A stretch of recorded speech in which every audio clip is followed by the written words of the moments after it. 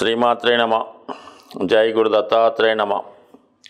ఈ వీడియోలో మనం ధనుసు రాశి వారికి ఫిబ్రవరి 2 నుంచి 8వ తారీఖు మధ్యలో జరిగే ఫలితాలు పరిశీలిద్దాం. మరి ధనస్థానంలో ఏర్పడినటువంటి ఈ భాగ్య రాజ్యాధిపతి యోగం వల్ల జాతకుడికి అనూహ్యంగా ధన సంపాదన పెరిగే అవకాశం ఉన్నది. వృత్తిలో గౌరవం పెరుగుతుంది. ప్రస్తుతం వస్తున్నటువంటి ఆదాయంతో పాటు అదనపు ఆదాయం లభించే అవకాశం ఉన్నది. మీ కుటుంబ విషయాల్లో మీ పెద్దవారు కలగజేసుకొని చాలా వరకు దాన్ని సరిదిద్దే ప్రయత్నం చేస్తారు. కుటుంబంలో జరగవలసినటువంటి శుభకార్యం ఏమైనా ఉంటే లేదా ఏదైనా ఒక దైవ కార్యక్రమం కానీ పుణ్య కార్యక్రమం కానీ ఈ వారంలో జరిగే అవకాశం ఉన్నది. ఈ రాశిలో ఉన్నటువంటి విద్యార్థులకి ప్రభుత్వ స్కాలర్షిప్ లభించే అవకాశం ఉంది.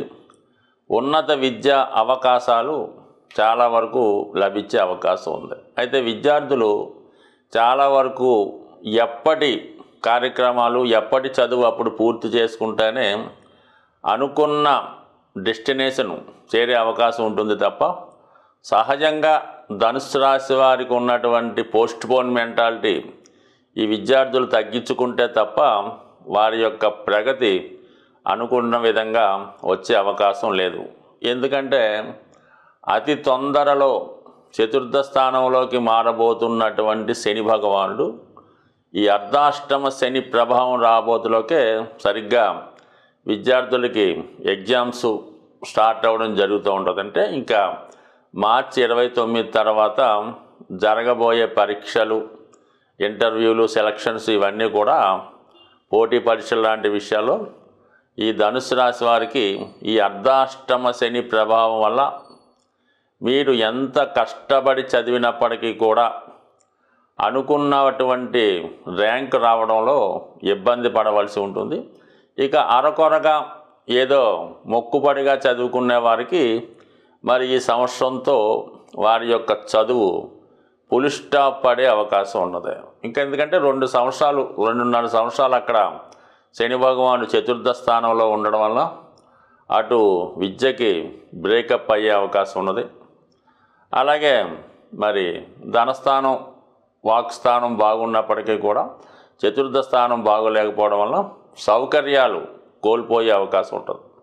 ఇక జనరల్ థింక్ వచ్చినప్పుడు మరి ఎవరైతే ఏదైనా స్థిరాస్తి అమ్ముదామని చాలా కాలంగా ప్రయత్నం చేస్తున్నారో వారి ఈ సమయంలో వారి యొక్క స్థిరాస్తిని అమ్మి వేరొక చోట కొనే విధంగా మరి ఈ శని భగవానుడి యొక్క సహకారం మీకు లభించే అవకాశం ఉంది. ఎందుకంటే చతుర్థానికి వ్యయంలో ఉండడం వల్ల ఆ స్థిరాస్తి కొనే ప్రయత్నం జరుగుతూ ఉంటుంది. అదృష్టవశాత్తు కొనుక్కుంటే మరి రాబోయే ఏప్రిల్లో మీరు నూతన గృహప్రవేశం లాంటిది జరిగే అవకాశం ఉన్నది. ఇక మనకి ప్రస్తుతం షష్ఠ లాభాధిపతిగా ఉన్నటువంటి శుక్రుడు. ఎందుకంటే మరి శుక్రుడు షష్ఠాధిపతి అంటే అప్పు రుణం లభించే గ్రహం. లాభం అంటే ఇంకా చేసే ప్రయత్నం ఫలించడం. అంటే అటువంటి శుక్రుడు చతుర్థ స్థానంలో సంచరిస్తూ ఉచ్చ స్థితిలో ఉండడం జరిగింది. అంటే చతుర్థ భావంలో శుక్రుడు ప్రస్తుతం ఉచ్చలో ఉన్నాడు. ఈ కారణం వల్ల మీరు ఏదైనా ఒక ఖరీదైనటువంటి వాహనం కొనడం కానీ లేదా ఒక మంచి గృహాన్ని కొనడం కానీ జరిగే అవకాశం ఉన్నది. అది కేవలం రుణ ప్రయత్నం వల్ల మాత్రమే ఫలించే అవకాశం ఉన్నది. అది ఒక విధంగా 6-4 గ్రహాల మధ్య పరివర్తన రావడం జరిగింది. అంటే శుక్రుడు స్థానంలో గురువు స్థానంలో శుక్రుడు ఉండడం వల్ల ఈ మార్పు రావడం జరిగింది.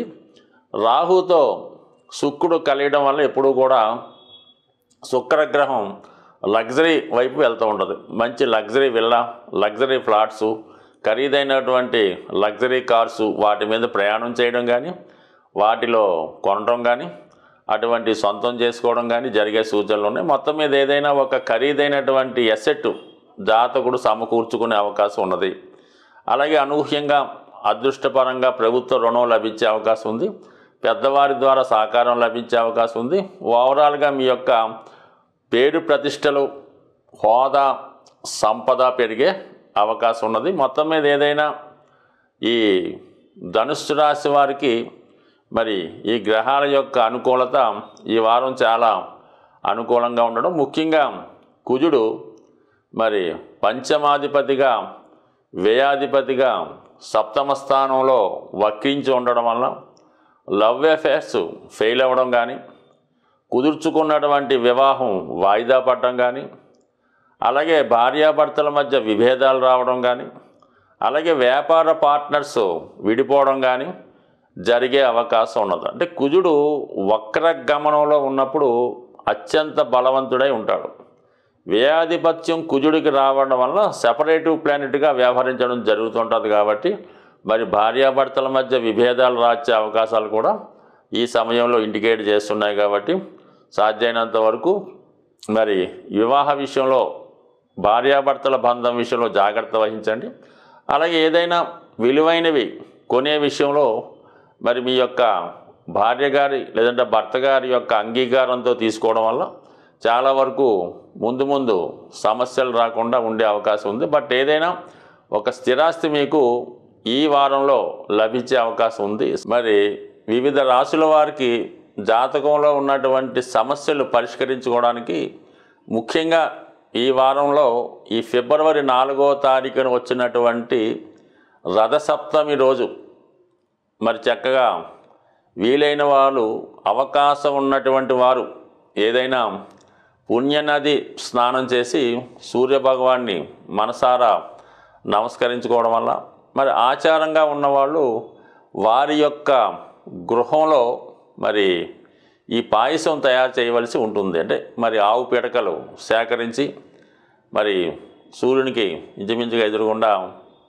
ఆ ఆవు పిడకల పైన ఏదైనా కొత్త పాత్రలో మరి పాలు, మరి కొత్త బియ్యం వాటితో పాయసం తయారు చేసి సూర్యభగవానికి నైవేద్యంగా ఇచ్చి అది ప్రసాదంగా తీసుకోవడం వల్ల, అలాగే ఆ రోజంతా నియమంగా ఉంటూ మరి ఆదిత్యునికి సంబంధించినటువంటి ఆదిత్య హృదయం, సూర్యాష్టకం చదువుకొని మరి వీలుంటే అదే రోజు మరి ఇది మాఘమాసం కూడా కాబట్టి వెంకటేశ్వర స్వామిని దర్శించుకోవడం వల్ల కూడా చక్కగా మరి ఈ మరి మన రాశులు, నక్షత్రాలు, గ్రహాలు ఇస్తున్నటువంటి శుభ ఫలితాలు మీరు పొందాలంటే సూర్యభగవాని యొక్క అనుగ్రహం తప్పనిసరి. కాబట్టి మరి ఎవరైతే జ్యోతిష్ శాస్త్రాన్ని నమ్ముతారో, జాతకాన్ని ఫాలో అవుతారో వారు కంపల్సరిగా ఈ గ్రహాలకి ఏదో ఒక పరిష్కారమో పరిహారమో చేసుకుంటూ ఉంటే